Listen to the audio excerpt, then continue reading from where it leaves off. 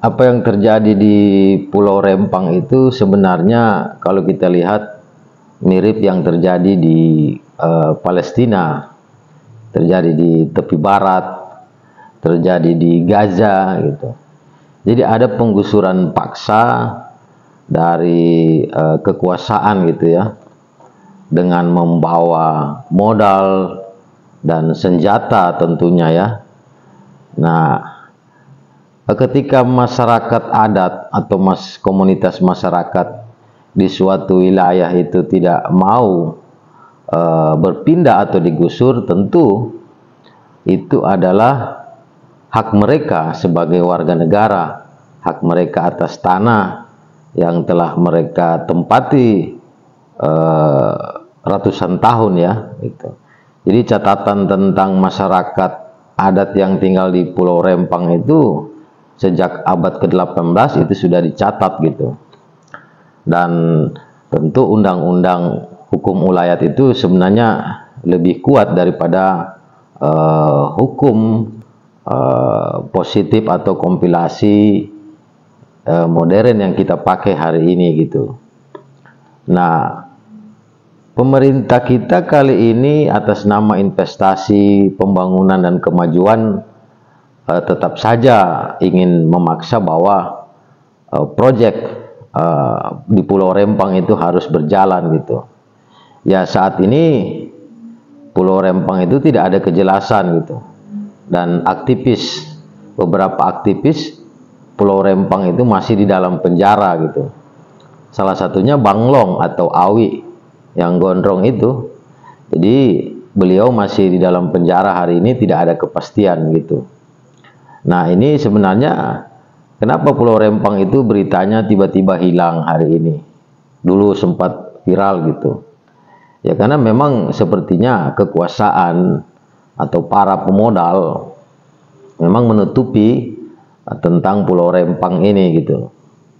Dan mungkin bayangannya ya ketika selesai pemilihan presiden, Pulau Rempang itu akan dilanjutkan.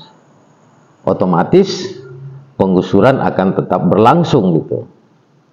Ya kalau penguasa hari ini yang kemudian melanjutkan kembali pemerintahannya 5 tahun lagi, maka dari itu Rempang pasti hilang, masyarakat adat itu pasti tergusur gitu.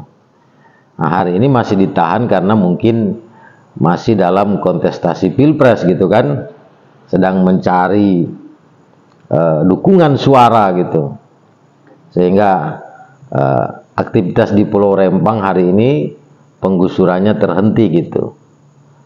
Nah, bagaimana dengan Capres Anies Baswedan dan Muhaimin Iskandar jika menang pemilu gitu?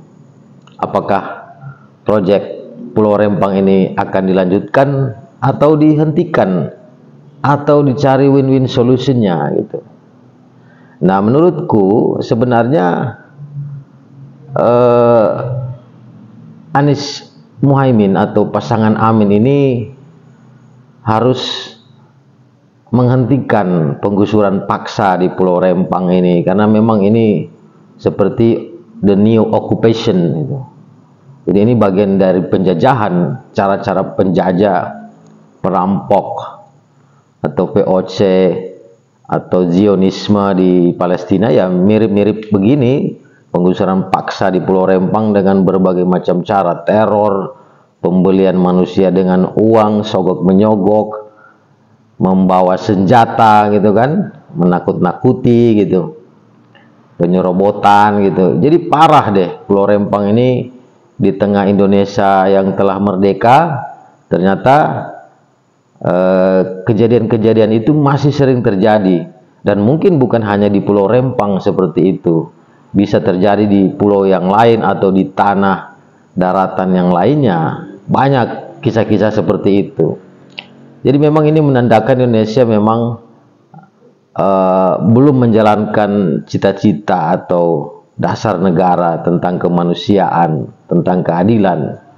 Makanya kebenarnya Anies Muhaimin harus benar-benar menjalankan cita-cita atau janji kemerdekaan itu tentang keadilan, tentang kemanusiaan. Dan harapannya pasangan Amin ini jika menang itu jangan sampai terkena lingkaran di mana ada bisik-bisik para pemodal saja gitu. Karena kita lihat bahwa memang hampir di tim semua calon presiden itu pasti banyak otak-otak kapitalisnya gitu. Makanya Anies Muhaimin harus tetap konsisten dengan ide-ide dan cita-cita perubahan serta cita-cita keadilannya terhadap kemanusiaan dan kerakyatan Indonesia gitu. Makanya kalau saya, Pulau Rempang ini harus menjadi catatan buat pasangan Amin, buat Anies Muhaimin gitu. Karena rakyat menunggu dan melihat gitu tentang keadilan yang berdiri tegak, justice for all, tentang perubahan yang dalam artian lebih baik bagi kehidupan rakyat. Perubahan tidak lagi adanya teror, tidak ada lagi namanya penggusuran paksa. Itu yang sebenarnya nilai perubahan yang diinginkan rakyat gitu. Karena kalau kita lihat selama ini memang rakyat itu sulit bergerak gitu. Izin itu dipersulit gitu ya. Izin melaut kadang-kadang dipersulit. Izin berdagang kadang-kadang dipersulit. Izin produksi UMKM itu dipersulit dengan berbagai macam alasan gitu. Yang intinya sebenarnya itu aturan-aturan itu lebih pro pada pemain-pemain besar gitu, para pemodal-pemodal besar gitu. Makanya ini hal yang harus bisa menjadi salah satu prioritas utama dari pasangan Amin gitu. Bahwa rakyat itu sedang dalam masalah, sedang dalam cengkeraman besi, cengkeraman rantai yang menyusahkan kehidupan mereka sendiri gitu. Nah, kita harap bahwa ketika Amin menang, proyek Pulau Rempang ini harus ditinjau kembali, ditinjau dan dicari solusinya seadil-adilnya, semanusia-manusiawinya gitu. Jadi jangan hanya gara-gara proyek strategis nasional, tapi itu kemudian membunuh kehidupan adat atau menggusur kehidupan masyarakat adat gitu. Indonesia terlalu luas, kenapa harus bisa jadi seperti itu gitu. Makanya harus dicarikan solusinya, dan tentu kita berharap ketika Amin menang ini bisa disikapi secara adil seadil-adilnya, secara manusia semanusia-manusianya. Jangan sampai Amin terpengaruh oleh suara-suara setan gitu kan, suara-suara yang datang melingkar itu kan dengan visi misi kejalimannya gitu. Ini kita berharap tidak demikian, dan saya pikir pasangan Amin cukup paham tentang hal itu. Dan ini juga tentu warning bagi orang-orang yang melingkari tim Amin gitu ya, agar jangan macam-macam dengan Pulau Rempang gitu. Tentu pulau ini sangat keramat dan memiliki kutukan gitu kan. Jadi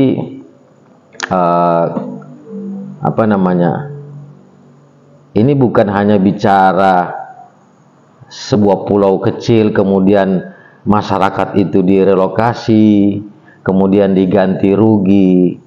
Bukan hanya seperti itu persoalannya, tidak sesimpel itu. Kita bicara cita-cita kebangsaan, kita bicara tentang masyarakat atau manusia. Apakah manusia Indonesia itu hanya hidup untuk material, makan semata? Tidak juga gitu. Kita kan bukan manusia komunis atau manusia kapitalis gitu. Tentu kita punya satu prinsip hidup, prinsip kebudayaan hidup.